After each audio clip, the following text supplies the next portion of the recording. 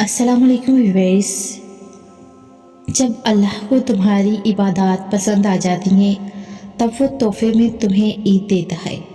جب اسے تمہاری رمضان میں مانگی ہوئی دعائیں پا جاتی ہیں تب وہ تمہیں ان کی خوشخبری کے طور پر عید دیتا ہے۔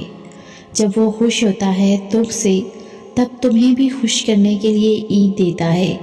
جب وہ تمہاری پیاسی زبان سے نکلی ہوئی فریاد سن لیتا ہے تب وہ تمہیں تمہارے صبر کے صلے میں عید دیتا ہے۔ وہ قبولیت سے پہلے ایسی نعمتیں دیتا ہے جن کی تمہیں چاہ نہیں ہوتی، تاکہ دیکھ سکے کہ کیا تم اس کی چاہت کا احترام کرتے ہو۔ اپنی منوانے کے لیے پہلے اللہ کی ماننی پڑتی ہے، تو پھر بتاؤ کیا تم اس کی مانتے ہو؟ دل تو تبھی خوش ہوتا ہے نا جب اس دل میں رہنے کو خوش رکھو گی۔ وہ نواز دے گا تمہیں تمہاری رضا سے، تم بس ایک دفعہ اس کی رضا کے لیے خوش رہ کے تو دیکھو۔ اللہ تک پہنچنے کا سفر وہیں سے شروع ہوتا ہے جہاں تم سوچتے ہو کہ اب سبھی راستے بند ہو چکے ہیں۔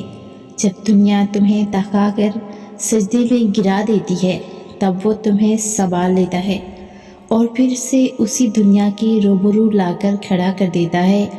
کبھی سوچا ہے کہ تم میں اتنی ہمت اور بے خوفی کہاں سے آتی ہے؟ جب تم اللہ کے فیصلوں پر یقین رکھتے ہو تو وہ تمہیں ان فیصلوں پر راضی ہونے کے لیے بے حد صبر دے دیتا ہے۔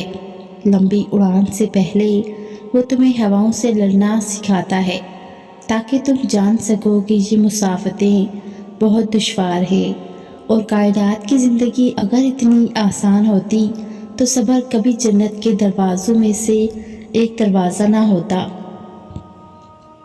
توکل رکھو، جو امیدیں اللہ سے وابستہ کر لیتے ہیں وہ پھر ان کے دلوں کو کبھی مایوس نہیں ہونے دیتا۔ وہ ہتھیلی تب تک خالی نہیں ہونے دیتا جب تک اسے بہتر چیز سے بھر نہیں دیتا۔ تم اسے تھامے رکھو، پھر وہ بھی تمہیں کبھی تھکنے نہیں دے گا۔ وہ جانتا ہے سب جو تم ظاہر کرتے ہو اور جو کچھ چھپائے ہوئے ہو۔